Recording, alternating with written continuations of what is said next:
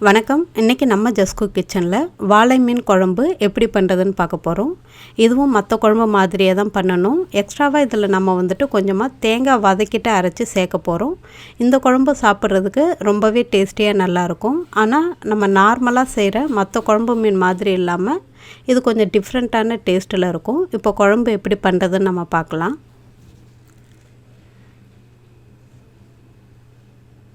நான் இன்றைக்கி 2 வாழை மீனை நல்லா சுத்தம் பண்ணி எடுத்து வச்சுருக்கேன். அது மேலே நல்லா க்ரே கலரில் இருக்கும். அதை எல்லாத்தையுமே நல்லா தேங்காய் நார் வச்சு நல்லா தேய்ச்சிட்டு க்ளீன் பண்ணி நல்லா வாஷ் பண்ணி எடுத்து வச்சுருக்கேன். இந்த மாதிரி நல்லா வெள்ளைன்னு அழகாக கழுவி வச்சுக்கோங்க. மற்றபடி முள்ளெல்லாம் அதிகமாகவே இருக்காது, சாப்பிட்றதுக்கும் நல்லா தான் இருக்கும்.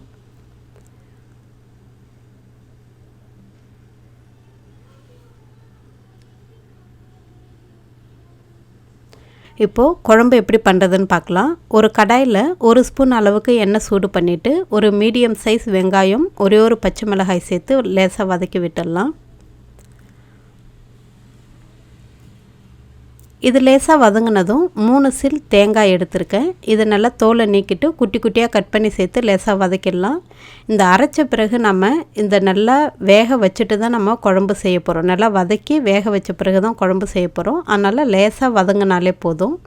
வதங்கினதும் நல்லா மிக்ஸி ஜாருக்கு மாற்றிட்டு கொஞ்சமாக தண்ணி விட்டு விழுதாக அரைச்சி எடுத்து ஓரமாக வச்சுக்கோங்க. அதே கடாயில் நல்லா 2 டேபிள் ஸ்பூன் அளவுக்கு எண்ணெய் சூடு பண்ணிவிட்டு எண்ணெய் சூடானதும் கொஞ்சமாக கடுகு வெந்தயம் சேர்த்து நல்லா பொரிய வச்சுக்கலாம்.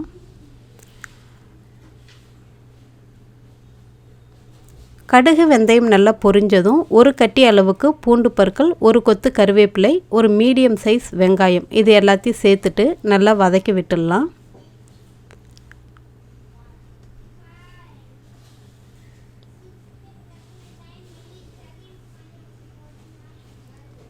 இப்போது வெங்காயம் நல்லா ஓரளவுக்கு நல்லா வதங்கி நல்லா சுருண்டு வந்திருக்கு. இது கூடவே ஒரு பெரிய சைஸ் தக்காளியை நல்லா குட்டி குட்டியாக கட் பண்ணி சேர்த்து நல்லா வதக்கிடுங்க. இது கூட கொஞ்சமாக கல்லுப்பு சேர்த்துட்டு இந்த தக்காளி நல்லா குழஞ்சி வர வரைக்கும் வெயிட் பண்ணலாம்.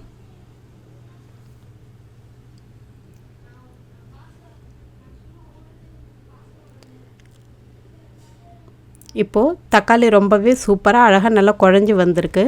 நம்ம அரைச்சி எடுத்துருக்கிற அந்த வெங்காயம், பச்சை மிளகாய், தேங்காய் அந்த கலவையும் சேர்த்துட்டு அதே மிக்ஸி ஜாரில் கொஞ்சமாக தண்ணி விட்டு சேர்த்து நல்லா கலந்து விட போகிறோம்.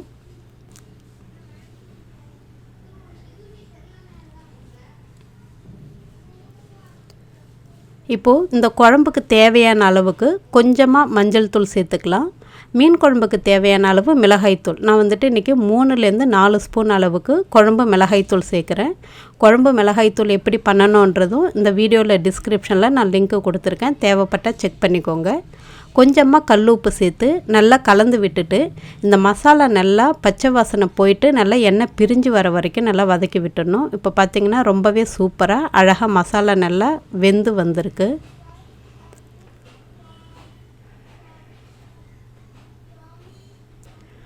இப்போது இந்த மாதிரி நல்லா ரெடியாக இருக்கிற மசாலா கூட நான் கரைச்சி எடுத்து வச்சுருக்கேன். கொஞ்சமாக புளி, நல்லா ஒரு எலுமிச்சம்பழ அளவு புளியை ஊற வச்சு நல்லா கரைச்சி எடுத்திருக்கேன்.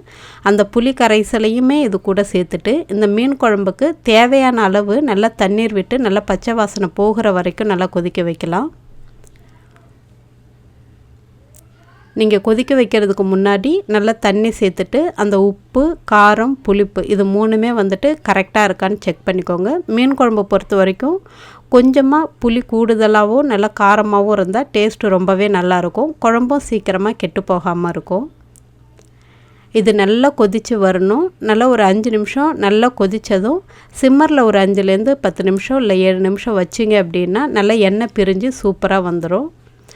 இப்போ பார்த்திங்கன்னா குழம்பு நல்லா எண்ணெய் பிரிஞ்சு சூப்பராக ரெடியாக இருக்குது. இதில் நம்ம சுத்தம் பண்ணி எடுத்து வச்சுருக்கிற மீன் துண்டுகளையும் சேர்த்துட்டு கரெக்டாக ஹை ஃப்ளேமில் வச்சு ஒரு 5 மினிட்ஸ் வேக வச்சிங்கன்னா போதும். சூப்பராகவே மீன் நல்லா வெந்து வந்துடும்.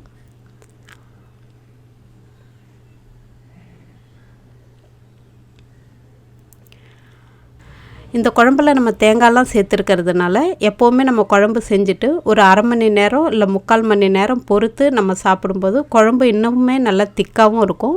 நல்லா அந்த காரம் உப்புலாம் மீனில் ஏறி ரொம்பவே டேஸ்டியாக இருக்கும் மீன் சாப்பிடும்போது.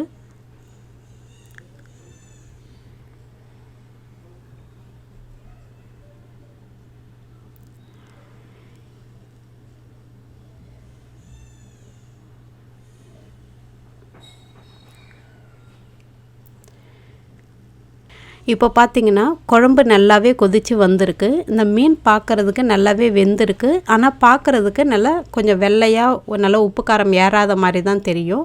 நம்ம எப்போவுமே குழம்பு செஞ்சுட்டு ஒரு அரை மணி நேரம் நம்ம மூடி போட்டு வச்சுட்டு நல்லா அதுக்கும் பிறகு சாப்பிட்டோம் அப்படின்னா ரொம்பவே காரசாரமாக ரொம்பவே நல்லாயிருக்கும் மீன் சாப்பிட்றதுக்கு.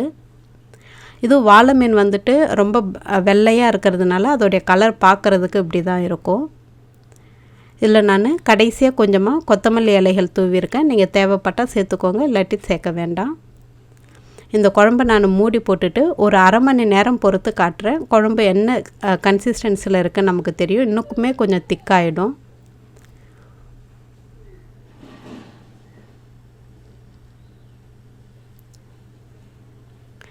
இப்போது நான் அரை மணி நேரம் பொறுத்து நான் அந்த மீன் குழம்பை காமிக்கிறேன். மீன் பார்க்குறதுக்கு நல்லா அந்த காரம்லாம் ஏறி ரொம்பவே அழகாக இருக்குது பார்க்குறதுக்கு.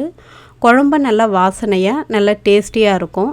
சூடான சாதத்தோடு வச்சு சாப்பிடும்போது மீன் குழம்போடைய சுவையே வந்துட்டு அவ்வளோ அட்டகாசமாக நல்லாயிருக்கும். இது தேங்காய் ஊற்றிருக்கிறதுனால கெட்டு போயிடும் அப்படின்ற பயம் வேண்டாம். குழம்பு கெட்டும் போகாது. மறுநாளும் சாப்பிட்றதுக்கு ரொம்பவே நல்லாயிருக்கும். நீங்களும் உங்கள் வீட்டில் ட்ரை பண்ணி பார்த்துட்டு எப்படி இருந்துச்சுன்னு சொல்லுங்கள். நன்றி, வணக்கம்.